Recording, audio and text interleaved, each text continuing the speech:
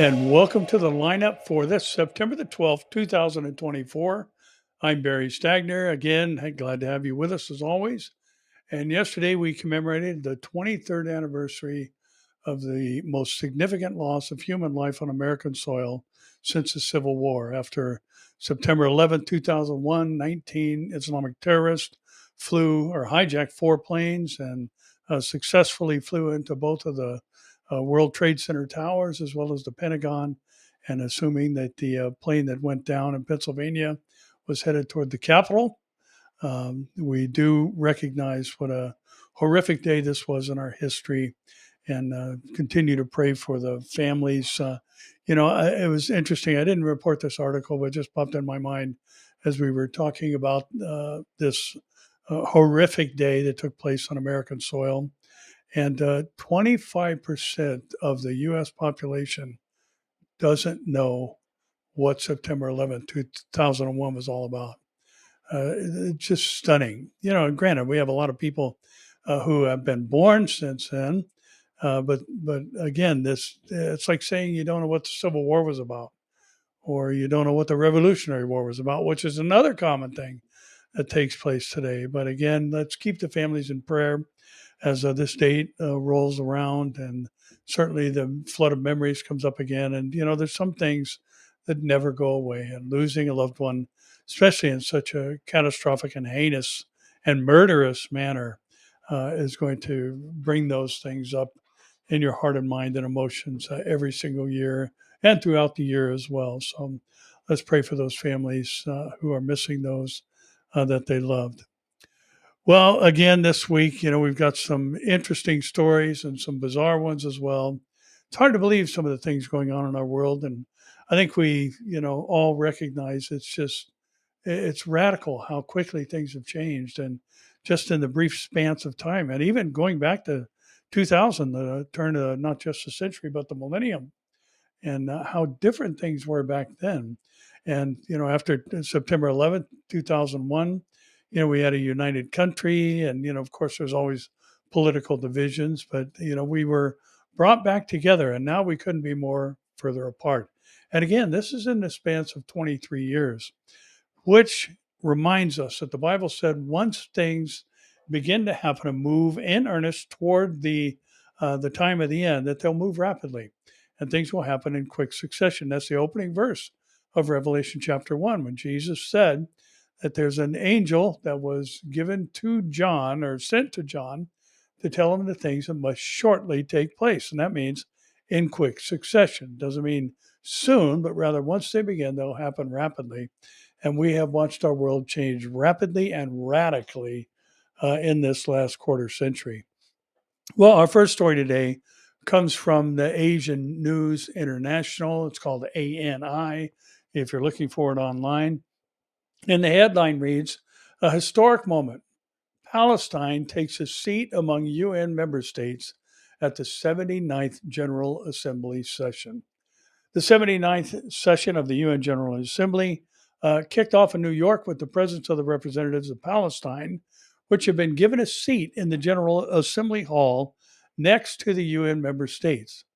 Palestine is not a full member of the 193-member UN body, and the Palestinian Authority's envoy to the United Nations, Riyad Mansour, took his place on Tuesday afternoon at a table marked State of Palestine, placed in between Sri Lanka and Sudan.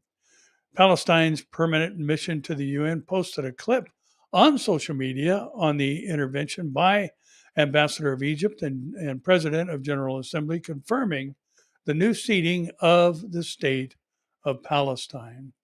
The representative of Egypt raised a point of order to ask the president to confirm that the necessary arrangements have been made. "This is not merely a procedural matter. This is a historic moment for us," said Egyptian Ambassador Osama Mahmoud Abal Halak Mahmoud. And the UNGA president replied, "I have been informed that all arrangements have been made to have Palestine seated where it is supposed to sit." Israel has denounced the move. The representative of Israel said that the Assembly's decision in this matter is motivated by political favoritism, underscoring that UN membership and associated privileges are specifically reserved for sovereign states. And on May 10th this year, a resolution was adopted to recognize the reconsideration of Palestine's UN membership in the UN Security Council and the granting of additional rights to Palestine, which holds observer status. The resolution called for arrangements to allow Palestine to participate in General Assembly sessions, UN meetings, and conferences, specifying that this would be done on an exceptional basis. And listen to this, without setting a precedent. In other words, nobody else is going to be allowed to do this. The resolution had won a resounding majority of 143 votes in favor. You know, it's just bizarre the satanic influence that we see being manifested today. You know, we talk about this all the time because we should. Israel is back in the land because God said he was going to bring them back. And he also said when he brings them back, nobody's going to kick them out. And the land is not going to be divided. We do know Zechariah talks about the city being divided during the tribulation period, but that doesn't mean that we're going to see the state of Palestine come into existence. And again, just noting the fact that this united nothing or united nobody is trying to force the issue onto the world scene and cram this down people's throats when this land was partitioned off to the Jewish people as a national homeland by the then governing body, the League of Nations, back in the 20s under the Balfour Declaration and other efforts, the San Remo Resolution. You know, this land was recognized when the former Ottoman Empire was broken up. There was talk about a national homeland all the way back after the end of World War I, that Israel would have a national homeland. And then finally, that became a reality on May 14th, 1948. But again, there are those who hate the Jews. And listen, when you hate, you know, in the manner that the Jews are hated, it has to be spiritual in nature and therefore demonic. And the devil is behind all this. And to give somebody a seat at the table and then within the vote say, but we're not going to do this for anybody else, it doesn't set a precedent, tells you just how wicked and evil this group is.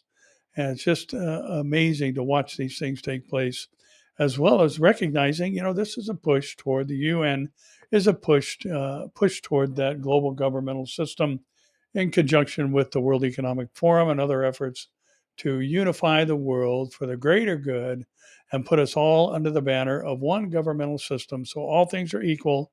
And there are no countries that boast of an exceptionalism like America does. And, you know, everybody is just equal, governed by one central body. And I got news for the UN.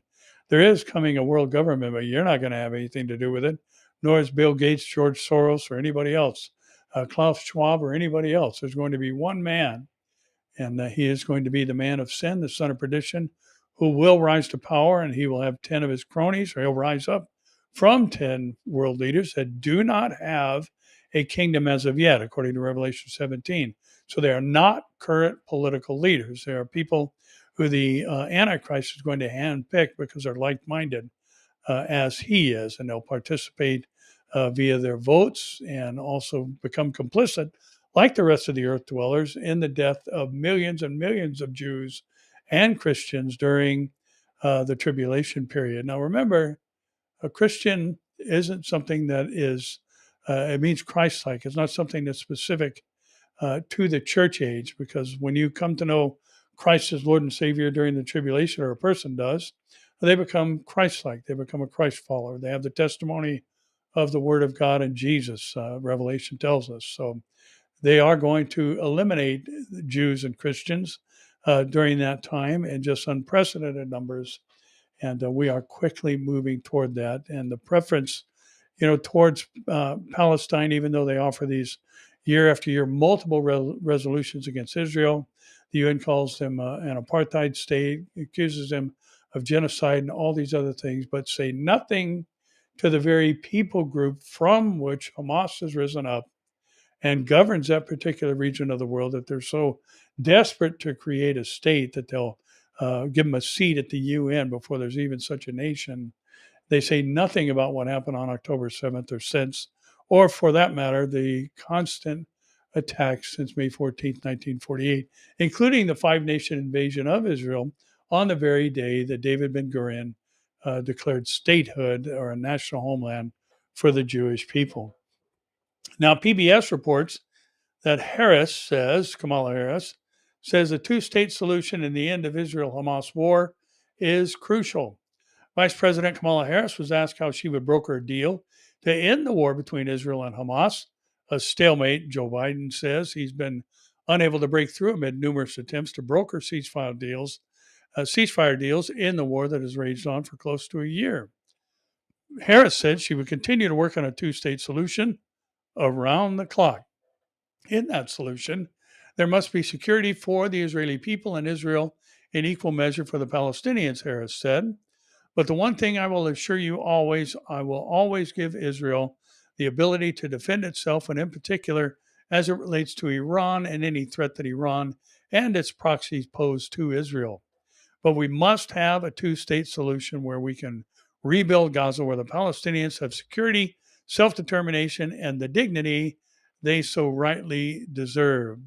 Maybe Kamala ought to watch the video from back on September 11th, 2001, and see the celebrations in the Gaza Strip when the Twin Towers came down and thousands of Americans lost their lives. So, again, just the demonic influence is quite clear, and irrational thinking is part of that influence. And the spirit of delusion that the Bible talked about would be predominant in the last days. The Times of Israel says Biden and Harris assail the IDF over killing of American in West Bank and demand accountability. U.S. President Joe Biden and Vice President Kamala Harris expressed outrage Wednesday over the fatal shooting of an American protester by Israeli troops in the West Bank last week, calling for full accountability and demanding Jerusalem take steps to prevent future incidents. I don't recall them saying that to Hamas after October 7th, where 8 Americans were kidnapped and carried away. Dual Turkish-American national Asanur Agi, 26, was shot dead Friday while taking part in a march against Israeli settlement activity in the northern West Bank. And let me remind you that the West Bank is Judea and Samaria. It's not the West Bank, and that doesn't even make any sense to call it that, but it is biblical Judea and Samaria, and it is part of the national homeland God gave to the nation of Israel. And by the way, actually, according to God's boundaries, it spans all the way down into Egypt and includes Jordan and other areas that are now being occupied, I choose that word intentionally, by other people groups. That's the land of Israel. Nobody has any right to Judea and Samaria other than the Jews. Now, on Tuesday, the Israeli Defense Forces said the activist had, in all probability, been mistakenly hit by troops aiming at another figure and expressed regret over the killing.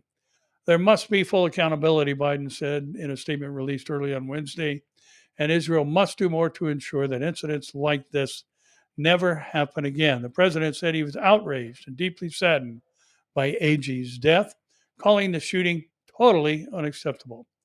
A separate statement released hours later by Harris, the Democratic nominee for president, sharpened the White House message, saying the killing raises legitimate questions about the conduct of IDF personnel in the West Bank, echoing a demand from the Secretary of State, Antony Blinken, a day earlier that the Army reform its operating procedures. Again, one sovereign nation telling another sovereign nation what they ought to do and how they ought to conduct themselves is just beyond the pale. It's just the most ridiculous thing, and yet the world seems to think that Israel is their puppet and they can bark orders at them and they have to respond, including the United States of America. Now, it's interesting if you dig deeper into the story, what you find out is that he was an activist with the International Solidarity Movement, which describes itself as a Palestinian-led movement committed to resisting the Israeli occupation with nonviolent tactics. She was attending one of the group's regular demonstrations at Beta Junction near Nablus in the northern West Bank when clashes broke out between troops and protesters, according to the Israeli military and an Israeli activist who attended the march. The incident occurred during a violent gathering of dozens of Palestinian suspects who burned tires and threw stones at forces at Beta Junction, the IDF said, and Tuesday, though the activist group denied protesters engaged in any violent activity. And Jonathan Pollock, an Israeli participating in Friday's protests, said dozens of Palestinians and international activists had hurled rocks at troops following a communal prayer on a hillside outside Beta, drawing tear gas and live ammunition from the soldiers. He said AG was shot by troops posted on a nearby roof about a half hour after the clashes had died down. And there was no immediate comment from Israeli officials other than the army. Prime Minister Netanyahu was in the West Bank's Jordan Valley on Wednesday, visiting just hours after the IDF said it had carried out an airstrike on a terror cell. 3 Israeli men were killed in a terrorist shooting attack on the Allenby bridge crossing between Jordan and the West Bank on Sunday morning. So, again, it just seems, or continues rather, to be a hotbed. The West Bank, obviously, dubbed by governing bodies or supposedly governing bodies like the UN as occupied territories. Yeah, they're occupied by people who don't have a right to the land. And again, I hope that Christians will understand the significance of the days in which we live, and that Israel becoming a nation once again, being born in a day, as Isaiah prophesied the question, will a nation be born at once, even born in a day? And the nation was born in a day, one day, May 14th, 1948. And all of a sudden, after 2,000 years of no Israel, there was an Israel, a national homeland for God's chosen people. And all these things we're watching happen around us are, without question, prophetic in nature and pointing to things that will reach their ultimate fulfillment during the tribulation. And Zechariah 12:3 is unfolding right before our eyes. Jerusalem, which is representative of the Jewish people, kind of like you might hear a statement, Washington says, well, Washington is representative of the whole of the United States. And Jerusalem in Zechariah 12:3 is representative of the whole of the Jewish people. And we see, mentions of individual Jews later in that chapter and the 2 that follow regarding the tribulation period. And we're watching the Jewish people, the Jewish nation, become a burdensome stone to all peoples. And there's attempts to heave the city away, so to speak, or divide it. And the Lord said he's going to cut those people into pieces, and he is going to actively defend Israel and fight as he fights in the day of battle, as that Zechariah 12-13 scenario unfolds for us. Now, the postmillennial says that pro-Hamas activists clashed with police outside Philadelphia presidential debate, calling for the end of Israel and the end of America. This was in Philadelphia, Pennsylvania, the initial capital of these United States. And while former President Donald Trump and Vice President Kamala Harris debated at the National Constitution Center in Philadelphia on Tuesday night, pro-Hamas activists clashed with police while calling for the end of Israel and America. Again, this is happening in America. Listen, if you want to see America end, you can end your relationship with America right now by moving back to wherever it is you think things are better. And isn't it amazing? And I'm sure most of us have seen out there somewhere in meme land on social media platforms, how often people leave a country because they can't stand living there. And then they come to the United States of America seeking after the American dream and then try and make America like the place they just fled from. It makes no sense whatsoever. But we live in the time that makes no sense. The spirit of delusion is rampant in our world today, and deception abounds all around us. As the debate proceeded inside, hundreds of activists marched down Market Street from City Hall and shut down the debate rally with banners, bullhorns, and signs while carrying flags supporting Palestine and the terrorist organizations demanding a ceasefire in the Israeli-Hamas war while criticizing both presidential candidates. Hamasniks, as they call them, marched on the debate location in Philadelphia, calling for an end to Israel and America, according to Fox 29. One of the activists shouted, "They both support Israel. They're both sending our tax dollars to commit genocide." Freedom TV News was on the scene covering the mayhem. Another person shouted, "These two candidates are not the lesser of two evils. They are every 4 years. They try to coerce you into voting for them every 4 years." And according to the Philadelphia Inquirer, one of the activists held a sign that read, "Abandon Harris 24," and claimed Harris' positions on the war in Gaza wouldn't be different or shouldn't be different from that. No, I'm sorry, it wouldn't be different from that of President Joe Biden. And despite a large police presence outside the Secret Service perimeter on Market Street, the radicals marched past the debate site and clashed with cops at 4th and Market Streets as police took a few into custody. 3 people were arrested when approximately 100 cops in riot gear attempted to disperse the crowd. So, again, what a bizarre thing to happen right here in the United States, outside of Constitution Hall. And just watching this happen in our country is just, again, it's hard to believe that this has happened and happened so quickly. And let me just say something here. I see a lot of comments about the evils of Christian nationalism. And let me just say this. You know what? There's nothing wrong with loving your country. I mean, the Jews certainly love their country. And shouldn't they? Shouldn't we love our country? Shouldn't everybody love their country enough to have a positive influence on it? And, this whole label, to say that you support the United States of America all of a sudden has become an evil, and Christians ought not to do it or be involved in politics. And listen, what we have to remember is that Romans 13 says that human government is God's ordinance. He instituted it. Now, why in the world would God create an institution and not want his people involved? After all, 1 Corinthians 2:14 says the natural man cannot discern the things of God because they're spiritually discerned, nor can he know them. So why would God create human government and have people run it exclusively who don't know what he wants? And listen, it's just ridiculous, these claims that go on out there about, politics and the church and all that. And there's just a huge ignorance of the history of the United States and those who founded our nation. And, it's got its flaws, and we've made huge mistakes and errors in the past. Nobody's discounting that or denying that. But listen, we have to remember words like those of the first Supreme Court justice of the first Supreme Court, appointed by George Washington, a man named John Jay, who said, "We, as a Christian nation, are to select and prefer Christians as our rulers." And this whole nonsense about the church shouldn't be involved in politics is just that.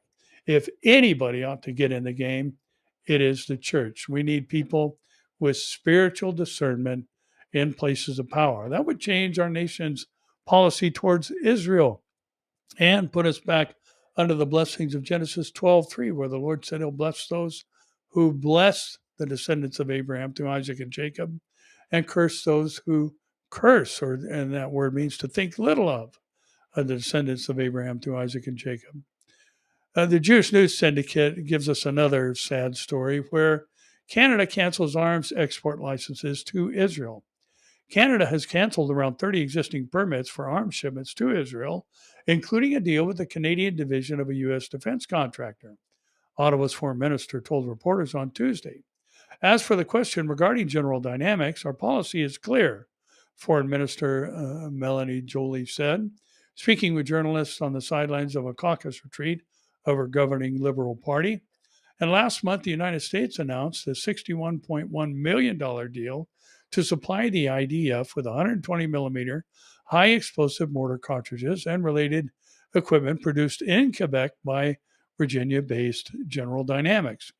Joly said, "We will not have any form of arms or parts of arms be sent to Gaza, period. How they're being sent and where they're being sent is irrelevant. And so therefore my position is clear, the position of the government is clear, and we're in contact with General Dynamics." Canada's top diplomat on Tuesday revealed that over the summer, the government revoked around 30 export permits issued before January, when Ottawa announced a ban on new sales of arms that could be used by the IDF in the war against Hamas terrorists in the Gaza Strip. And in March, Israeli Foreign Minister Israel Katz slammed Canadian Prime Minister Justin Trudeau after he said he would honor a motion in the House of Commons and halt all arms exports to Jerusalem. It's regrettable that the Canadian government is taking a step that undermines Israel's right to self-defense against Hamas terrorists who have committed terrible crimes against humanity and against innocent Israeli civilians, including the elderly, women, and children, Katz said, which obviously he's referring to the nearly 250 hostages that were carried away, that included people in their 80s, women and children, and even infants. It just blows my mind that I don't hear a whole lot coming out of governments like that in Canada or other places in the world asking the question, what kind of people kidnap toddlers? What kind of people do the brutal things that we know happened and have seen happen on October 7th? And there's none of that. But it's always about, the disproportionate response of Israel, when these miles and miles of tunnels continue to be discovered. And now, most recently, there in the Philadelphia corridor where, these tunnels that were large enough to drive a truck through were discovered coming in from the Egyptian side of the border into the Gaza Strip. And, what are they supposed to do? Just let these people continue? Let Hamas continue? It's just ridiculous, the thinking in our world today. And again, strong delusion. And it's going to get worse. There's no question about that. But let me remind you, we're not going to be here for the time that comes to test those who dwell on the earth. Revelation 3:10 and others places remind us, 1 Thessalonians 5:9, we don't have an appointment with God's wrath, which God's wrath lasts for the whole 7 years. It's not just the second half of the tribulation or the day of Jacob's trouble, as some like to decide. God's wrath begins to be manifested in Revelation chapter 6, verse 2, where the Holy Spirit no longer hinders the rise of the Antichrist to power. And he rides onto the world scene with a covenant in hand. That's God's wrath too. That's God's consequential wrath. You want it, you're going to get it. And that's exactly what's going to happen. So that's why we take the pre-tribulation rapture position, because that's the one that fits the scenario best. Now, here's another story, another head scratcher. And let me just say, there's a certain amount, and, we've seen stuff go on with Target and all of their LGBT promotional and the trans things that they've done, and allowing men in the women's bathroom, and all of these movements to boycott Target and all that stuff, which had limited effect, if any. And but I do think it would be great. And let me just pause and say this: there is no single special interest group in the United States of America that can equal the numbers of the church. And if the church would just get it together and quit bickering over non-essentials and start as a band of people together moving against some of these things, we would see change in the United States of America. And I say that because of this headline that comes from the Jerusalem Post. JetBlue Airways changes Israel's borders and name to the Palestinian territories. American airline JetBlue has updated their in-flight map to show the world Palestinian territory in significantly larger text than the word Israel, to the point where it is overlaid on the entire state of Israel, N12 News reported Tuesday evening. Hodaya Nafo, an Israeli woman studying in the U.S., told N12 that she was on a domestic flight from Miami to San Diego when she tried to show another passenger where Israel was located on her seat's personal screen. The label was prominently displayed in a way that didn't seem innocent, she said, and additionally, the borders were incorrect. According to the map, Israel's northern border does not include the Golan Heights. It happens often that the word Israel creates a dialogue, Nafo said, and I wanted to show him where Israel is located on a map on the plane screens. And when I saw the map, I was shocked. And Nafo told N12 that she had intended to show the man next to her how small Israel is, especially compared to the interest it generates. Along with the removal of the Golan Heights, they didn't show a division of the West Bank, so it doesn't seem like what they meant by the Palestinian territory label, Nafo continued. Also, I think this is new because I don't remember seeing something like this on previous flights. And in light of the global rise in anti Semitism affecting Israeli students, Jews, and even supporters of Israel on campuses across America, Nafo emphasized to N12 that the change in JetBlue's display of Israel and the Golan Heights has deeply upset her. It's really quite annoying and frustrating to see this after the year we've been through, she said. I'm returning to my studies in a month, and I already know that I'm returning to a battlefield. Well, let me just say this. Christians don't fly JetBlue. And, can you imagine going back and just pointing back to the whole Target thing when they started allowing men in the women's bathroom because they wore a dress? Can you imagine if all supposed 60 million Christians, some would say the number's as high as 90 million in the United States, could you imagine if everybody did what they should have done and stopped shopping at Target? You think maybe that would have changed things if that many people with the, not just the shopping age, but the voting age would get together and unite? Do you think things would be different? Well, of course they would. It's called being salt and light. We're to have a purifying and preserving influence. And Jesus said, in the Sermon on the Mount, you are the salt of the earth. You are the light of the world. A city on a hill should not be hidden. We're to let our light so shine before men that they see our good works and glorify our Father who is in heaven. We need to unite in standing against these things. And, instead of just having a sprinkling of people who are fighting against abortion, wonderful ministries like Love Life, and if you're not aware of them, you need to look up their website and find out what they're all about and join one of their nationwide groups and go pray at these abortion clinics and all that. And if we were all together, instead of all fighting over when the rapture is, or you have to be baptized to be saved, and all these other things that people spend so much time and effort on, if we would start fighting the devil instead of each other, we just might have a different country someday. Now, I got a soapbox going on tonight. The Jewish press says Hamas makes $500 million from humanitarian aid and uses it to pay its terrorists. Hamas has profited by at least $500 million from humanitarian aid entering the Gaza Strip. Channel 12 reported on Tuesday, Channel 12 in Israel, obviously. Approximately 200 aid trucks enter the Gaza enclave daily. It's actually become the main oxygen pipeline for the terrorist organization, reported Channel 12's Almang Boker. Hamas steals the humanitarian aid and in turn sells it to the population. It then uses the money to finance recruitment, Boker said, noting that 3,000 terrorists had been added to Hamas's payroll in northern Gaza. And Israelis on both the right and the left have condemned the ongoing aid theft by Hamas, and their anger rekindled by last week's murder of 6 Israeli hostages in captivity. There's no logic in bringing the trucks directly to the hands of Hamas terrorists. The organization said, that's Order 9 is what this group is called. It is up to the entire nation to stand up so that this miserable and intolerable reality will end. No aid should go in until the hostages return. And what an outcry that would cause in the international community. We're not going to allow any aid trucks into the Gaza Strip until we get our people back.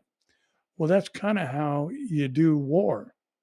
You push the people into responding and releasing prisoners and things of that nature. But again, this world we live in today, to them that makes no sense. And they don't care about the plight of the Israeli hostages.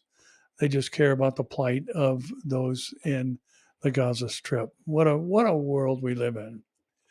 Now, here's another story that just indicates, what Paul talked about in 2 Timothy chapter 3 regarding the perilous times that would come, people being lovers of self and haughty, headstrong, belligerent, and all the other things he used to describe a time in which we now live. And this comes from the Epoch Times. The headline reads, "Student behavior, not just low pay, blame for teacher burnout." Ryan Staley left teaching in 2021 after 12 years on the job. He began in Illinois and ended at a Tennessee middle school where he was making about $60,000 a year. A typical class involved about 10 minutes of instruction, he said, and the rest of the time putting out behavioral fires. Did you get that? 10 minutes of instruction and the rest of the class time putting out behavior problems. On 2 occasions, students threw scissors at Staley's head. One male student pushed a classmate through a glass window, stabbed a teacher with a pencil, and made death threats against a 6th-grade girl. The boy was issued in-school suspension, but administrators never considered stronger sanctions because he had a learning disability, and the school feared civil rights implications, Staley said. So they put everybody in harm's way. It was such a hot mess there, he told the Epoch Times. The district follows a restorative justice policy that discourages suspending disruptive students for nonviolent incidents. Instead, those children are required to have a private conversation with school counselors. Staley said it reached a point at which students in his class purposely walked out of the room and slammed the door because they favored meeting with the counselor over completing classwork. It got to the point where teachers were saying, "Let's just do social emotional learning instead of math and reading," Staley said, and a lot of us left. In early 2024, 6 out of 10 teachers nationwide said they were experiencing burnout, and 22% said they intended to leave their job at the end of the academic year, according to a research report published by the RAND Corporation think tank earlier in the year. The study was based on responses from 1,479 teachers across the nation. Among the teachers surveyed, 17% said they intended to leave the profession entirely. The RAND report said that student behavior was the most common reason for teacher stress, followed by low pay. The third reason was the abundance of paperwork, evaluations, and other administrative tasks. The study listed the average base salary for teachers as $70,464 a year. The teacher shortage is a major problem across the country in districts large and small. Recruiting teachers and retaining teachers are 2 different challenges, and the Epoch Times analysis of recent teacher surveys, coupled with interviews with former and current teachers, suggests that low pay is not the primary reason for teacher burnout. Amy Grady, a 4th grade teacher in Mason County, West Virginia, said she is astounded by the behavior of students these days compared with when she attended the same school district in the 80s and 90s. A 6-year-old at her school recently tossed a chair through a window in a violent outburst, she said.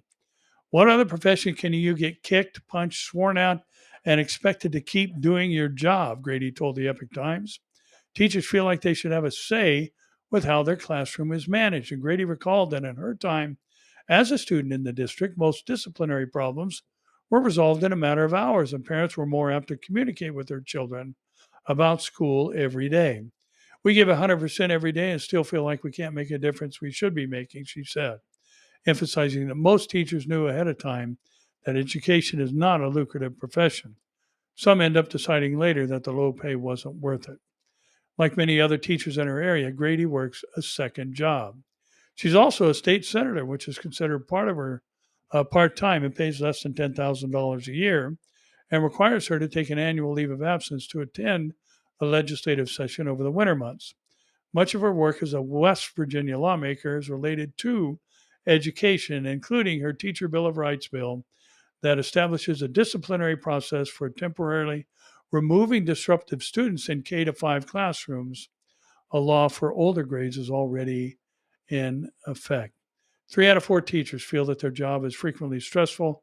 68% find their work overwhelming, according to the Pew Research Group, who did a study in late 2023. Elementary age students throwing chairs through windows, throwing scissors at teachers' heads.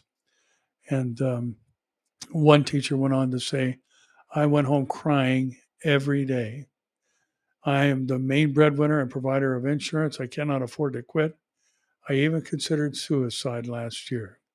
A teacher from Pennsylvania told researchers they think It's unfair that parents and society as a whole view teachers as a solution for everything. I have more than one family that sends their child to school with no breakfast and their homework's not done, and they spend the night. They're up all hours of the night, she said, uh, playing video games. So they're tired and wired and come in like a thunderstorm. If I try to make any corrections, suggestions, or discipline, they become combative. It's just exhausting, and no one wins, and everyone is at the end of their limit. Unbelievable. But this is something that the Bible talked about.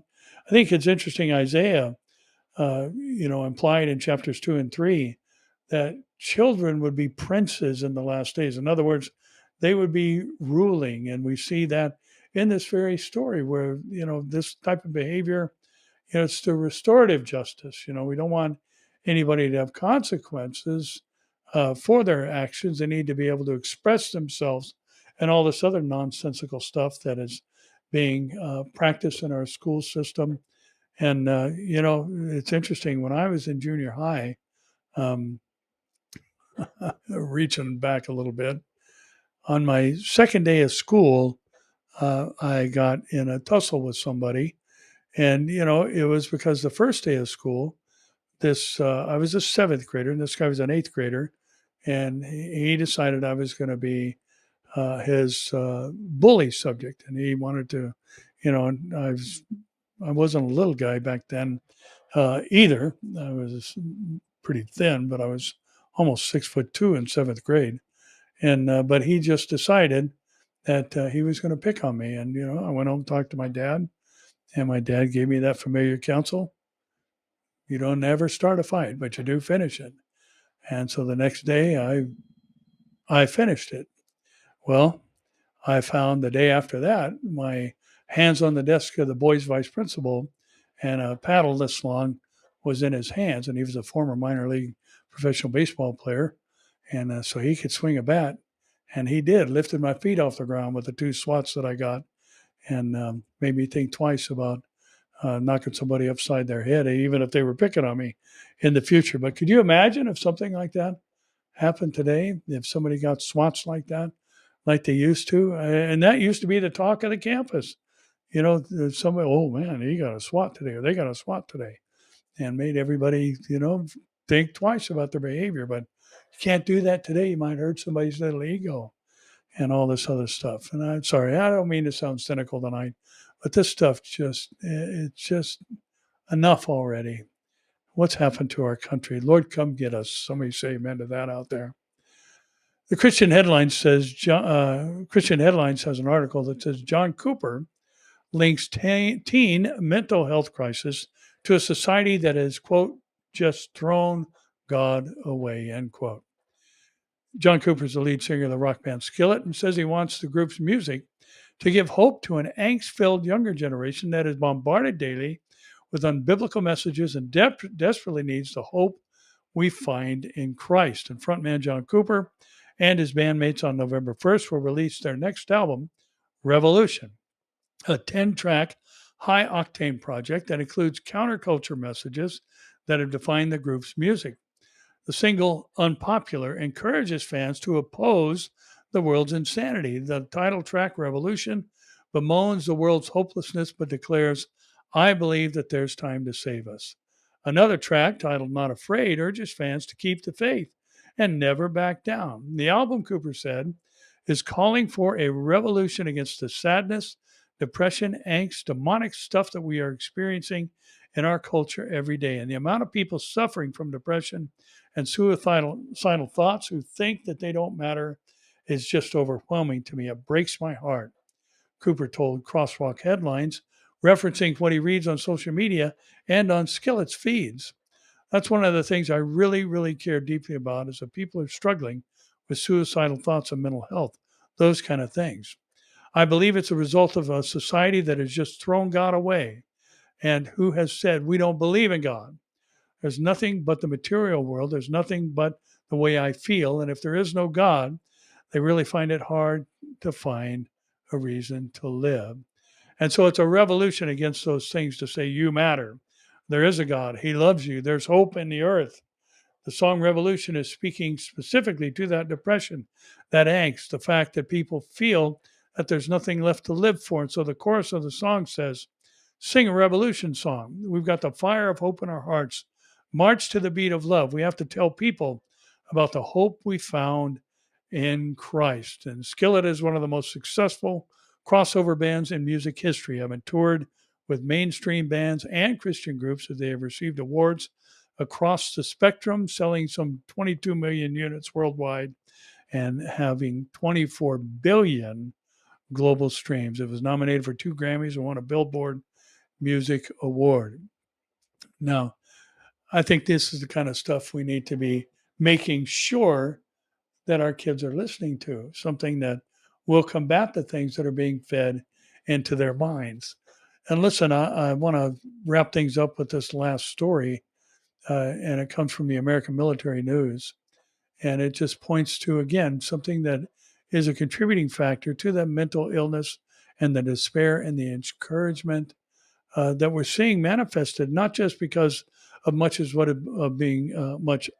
is being crammed down our kids' throats in the public schools, but also the behavior that they're watching being modeled for them by those who were supposed to train them up in the way that they should go.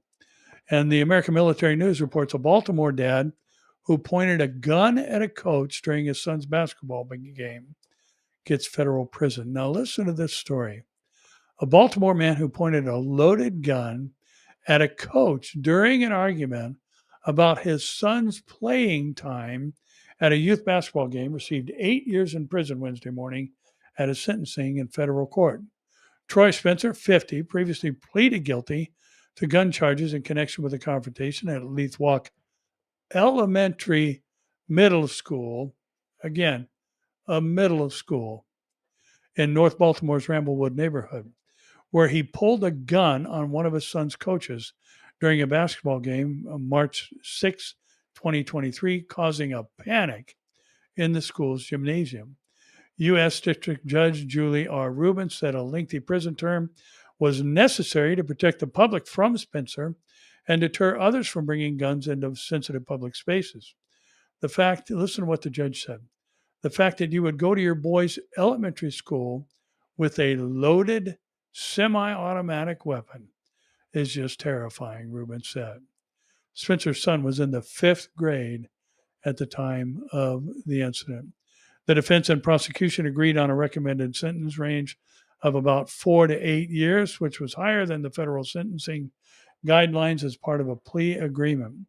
On Wednesday, prosecutors sought the highest sentence of 96 months, while Jennifer Smith, Spencer's defense attorney, asked for 57 months, and Troy Spencer pulled a gun in the middle of an elementary school gymnasium in front of dozens of children and their families. Assistant U.S. Attorney Jacob Gordon said, in a time of mass shootings and active shooter drills at schools, he said children are especially traumatized at the sight of a gun at school. And again, the judge decided 8 years will be the sentencing. He's in elementary school. And, I think it's just that the number of people that go on to play professional sports is so minuscule. And yet people look to that like it is, the most probable hope for their child making it in life, sending them in to some type of professional sports where they can make millions, when the number is just so radically few. And yet here a guy pulls an semi-automatic weapon on a coach at a 5th grader's basketball game.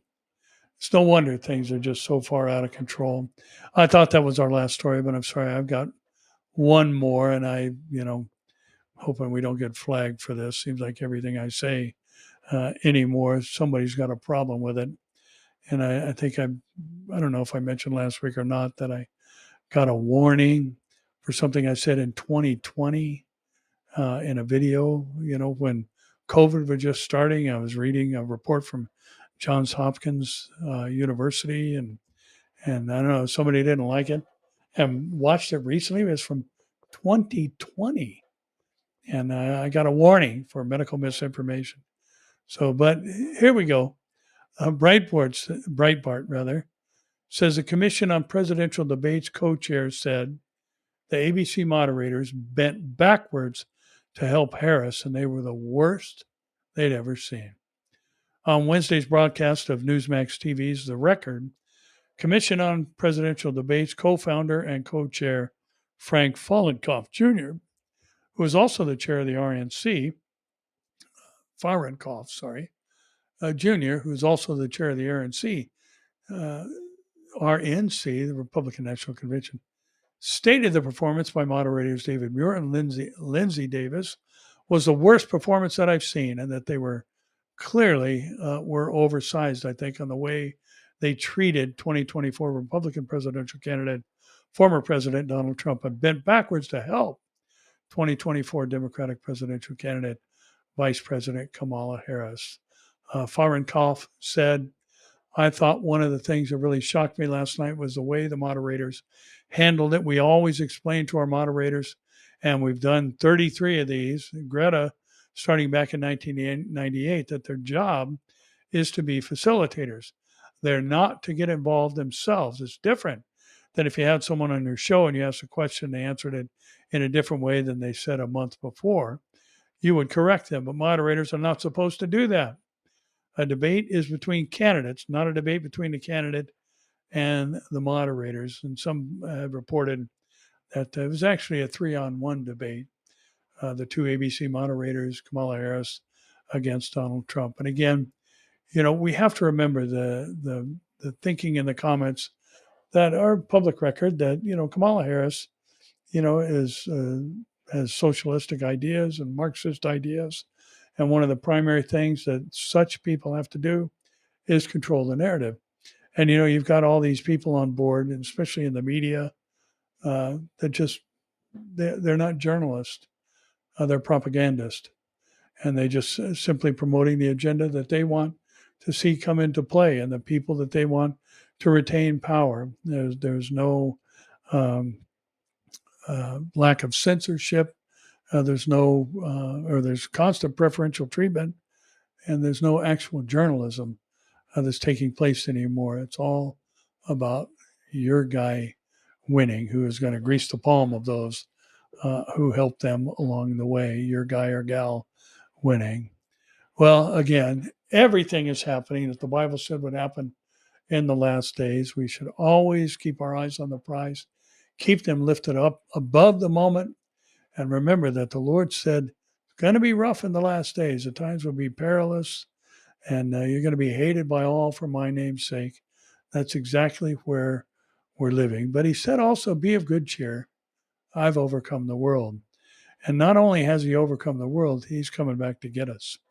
And it just seems more and more each week as we talk about these stories and the seemingly irreversible condition and the point of no return that our country and many others have long ago reached, that it just seems like coming to get us makes sense more and more every single day. The world is turning against Israel. The United Nations gives a non-nation a seat at the table in their annual General Assembly, and that's because they are against the Jews. And this is demonic in nature, and the whole world is gathering in collective distaste and distrust of the nation of Israel, which again tells us that this whole thing is spiritual, and therefore there's going to be a spiritual response as well as a very practical one during the tribulation period.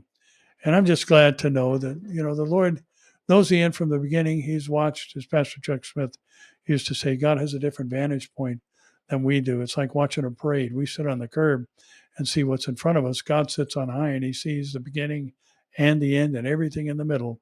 And he told us what's going to happen, and it's happening. The things that are going to be fulfilled during the tribulation, the things necessary to make those possible, are all happening right now. The mentality of the world, the hatred for Israel, the loving of self, all these other things that are going to dominate the tribulation period to the point where there will be people in massive numbers who will vote for the deaths simply by an agreement of those who refuse to take the mark. Well, I strongly suggest we don't have to be faced with that decision. And, people have said over the years and thought, well, if I miss the rapture, I'll just get saved during the tribulation. And again, the question has to be asked, if you can't live for him now, what makes you think you can die for him then? I say, if you don't know Christ as Savior and Lord, take care of that today and skip the whole tribulation thing. Well, that's it for this week. And again, thank you all for joining us. And I appreciate any who would share this. It's very frustrating to see the way our, we're being shadow banned. And, you can track when you have a public figure page, and that's what you have to have if you're going to have more than 5,000 followers or friends or whatever. You can see there's a button you push that says insights, and it tells you how many people can see what it is that you're putting out. And, in combined numbers, I had a page that was well over 200,000 followers. And, we just basically just let it sit there. Never gets any attention because they don't let anybody see it. So we started another page between the church page and my Pastor Barry Stagner page. There's, 140,000 followers, something like that. And the number of people that will see the lineup or see Sunday services is less than 100 total between those two. So if you share it, other people will see it. So I would appreciate you doing that. And again, let's see, this weekend I will be in Franklin, Tennessee. You can go to calvarychapelfranklin.com and hit the registration button. I think there's still a few spaces left. We're going to be at the Turner Theater at the Factory in Franklin all day Saturday. And then I'll be speaking at Calvary Chapel, Franklin, Tennessee on Sunday. That's this weekend. So I encourage you, if you're in the area, come by and see us. And I will be speaking 3 times on Saturday and then doing a Q&A to end the day. And then there's a 4th message of the set I'll be doing at the church on Sunday. So you want to join us for both, if at all possible, or at least come and join us for the conference. Again, go to calvarychapelfranklin.com and you can register there. And hopefully we'll see you at I think it's the Turner Theater. Let me double check that before I let you go. Yeah, the Turner Theater at the Factory, Franklin, Tennessee, Saturday, the 15th or the 14th rather, and in Calvary Chapel, Franklin on Sunday, the 15th. So thank you again for joining us. And please, if you wouldn't mind, share this and make sure that you're still a follower on or subscribed on YouTube as well. There's been some weird stuff going on there too, but hey, someday there'll be no weirdness. We'll be in a place where there's only fullness of joy and pleasures forevermore. Even so, come quickly, Lord Jesus. Well, I'll see you here, there, or in the air. God bless and thanks for watching.